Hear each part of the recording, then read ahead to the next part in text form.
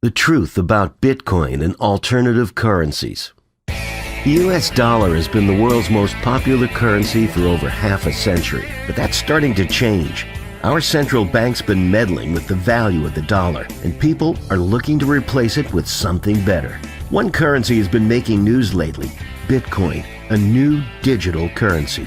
Lots of things have been used as currency throughout history: gold and silver, wheat, seashells, tobacco, salt, paper, and numerous other things. Some currencies have stuck around, lots have died off. But why?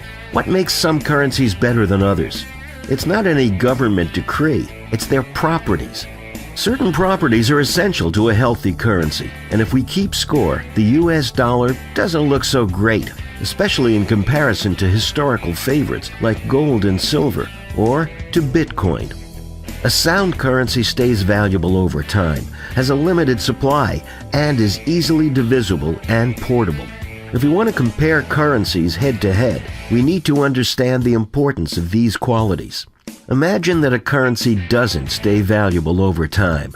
For example, let's say we use bananas as a currency. Well, bananas have a lifespan. They eventually rot. A large store of savings in bananas would eventually turn to mush, and nobody wants to trade rotten fruit with each other.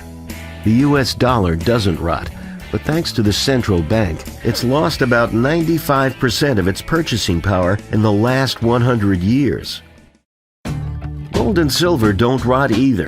They're durable and have a long history of being valuable.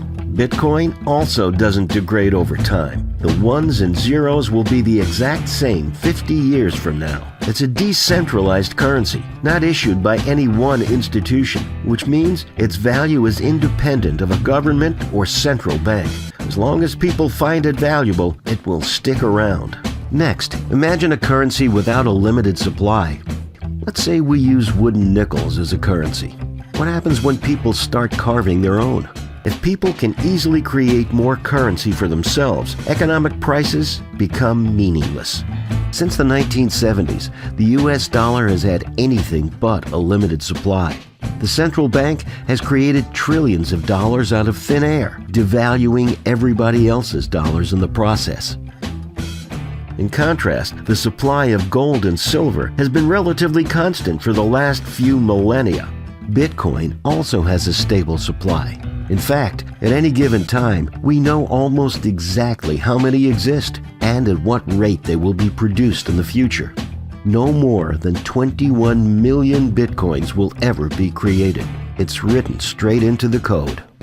Counterfeiting might also increase the supply of currency by defrauding people. The only difference between money printing and counterfeiting is who's behind it.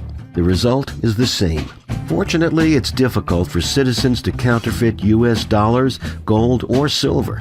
But what about something digital like Bitcoin?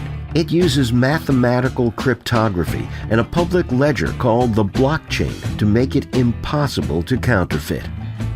Picture a currency which does not divide easily. What if cows were used as a currency? How would you pay for something like a loaf of bread? A cow is worth much more than one loaf of bread, and it would be very difficult to divide a cow into small enough units to make a fair trade. The dollar divides very easily, down to the penny. Gold and silver are a little bit more difficult to divide into small quantities. Bitcoins easily divide down to 100 millionth of a Bitcoin. A sound currency must also be portable. Imagine the difficulty of using cinder blocks as currency. The dollar is easily portable. Gold and silver are less portable, though on a gold standard, people usually carry around paper, which is redeemable in the metals. And Bitcoins can be sent anywhere in the world with internet access instantly, regardless of the size of the transaction, and at almost no cost. So how do these currencies match up against each other? You decide for yourself.